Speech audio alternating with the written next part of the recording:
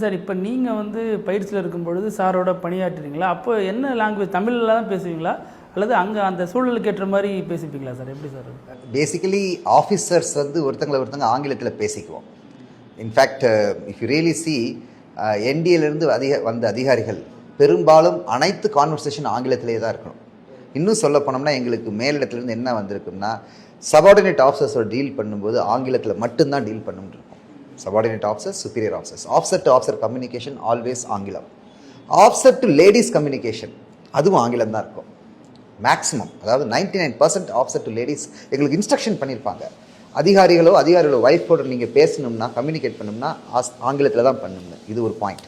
Second point வந்து as far as the troops is concerned, அந்த ட்ரூப்ஸ்னால் என்னது? Soldiers inspectors level. அந்த சோல்ஜர்ஸ் இன்ஸ்பெக்டர் லெவல் பீப்புளோட கம்யூனிகேட் பண்ணுறதுக்கு அவங்க பரிச்சயமான மொழியில் தான் கம்யூனிகேட் பண்ணணும். எடுத்துக்காட்டால் ஒரு Mahar regimental people, Mahar regiment, அவங்ககிட்ட நாங்கள் ஹிந்தியில் பேசுவோம், ஹிந்தியில் கம்யூனிகேட் பண்ணுவோம். இது சிக் இன்ஃபென்ட்ரி ரெஜிமெண்ட் இருக்குது, Sikh infantry regiment, Sikh light infantry regiment.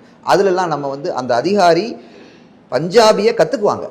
3-4 மாதம் அந்த ரெஜிமெண்டல் ட்ரைனிங் சென்டர் இருக்குது, சிக் ரெஜிமெண்டல் ட்ரைனிங் சென்டர், சிக்லை ரெஜிமெண்டல் ட்ரைனிங் சென்டர்லாம் இருக்குது அங்கே. அந்த இடங்களில் போய்ட்டு ராம்கட் இந்த மாதிரி இடங்களில் அங்கே வந்து நம்ம ஃபஸ்ட்டு வேலை வந்து அவன் மொழியையும் கலாச்சாரத்தையும் கற்றுக்கிறது. அதே மாதிரி கோர்க்கா ரெஜிமெண்ட்ஸ் இருக்குது, கோர்க்கா ரைஃபிள்ஸில் இருக்கிற அதிகாரி ஒருத்தர், இப்போ தமிழ்நாட்டு அதிகாரியே கோர்க்கா ரைஃபிள்ஸில் போயிட்டார்னா அவர் கோர்க்காலியை வந்து என்ன செய்யணும்? கற்றுக்கிட்டு அந்த கம்ப்ளீட் கான்வர்சேஷன், போக்குவரத்து, அவருடைய ஆர்டர்ஸ், அனைத்து விஷயங்கள், ப்ரீஃபிங் எல்லாமே கோர்க்காலியில் இருக்கும். புரியுதுங்களா? ஸோ இந்த ட்ரூப்ஸோடு இருக்கும்போது ட்ரூப்ஸோட லாங்குவேஜ், அதிகாரிகள் among officers up and down, superior subordinate, அது வந்து ஆங்கிலம். ஆஃபீஸர் டு லேடிஸ் வந்து ஆங்கிலம் தான். எங்களுக்கு ரொம்ப தெளிவாக சொல்லியிருக்காங்க, லேடிஸோட நீங்கள் வந்து ஆங்கிலத்தில் தான் பேசணும். அதே மாதிரி லேடிஸ்க்கும் இன்ஸ்ட்ரக்ஷன்ஸ் இருக்குது. 99% லேடிஸ் வந்து ஆங்கிலம் கற்றுக்குவாங்க, தெரிஞ்ச லேடிஸ் தான் இருப்பாங்க, அவங்க ஆங்கிலத்தில் பேசுவாங்க.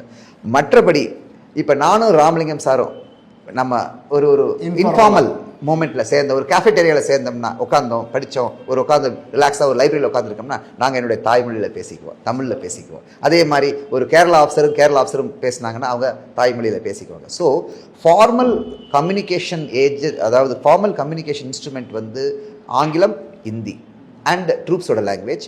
இது ஒரு கேள்வி இருக்குது, நான் மெட்ராஸ் ரெஜிமெண்ட்டில் போய் சேர்ந்தேன் அப்படின்னா என்ன தெரியலன்னா, நான் மெட்ராஸ் ரெஜிமெண்ட்டில் சேர்ந்தால் நான் தமிழில் தான் ஆர்டர்ஸ் கொடுப்பேன், தமிழில் தான் கம்யூனிகேட் பண்ணுவேன், தமிழில் தான் என்ன செய்வோம், வழக்க மொழி தமிழ்.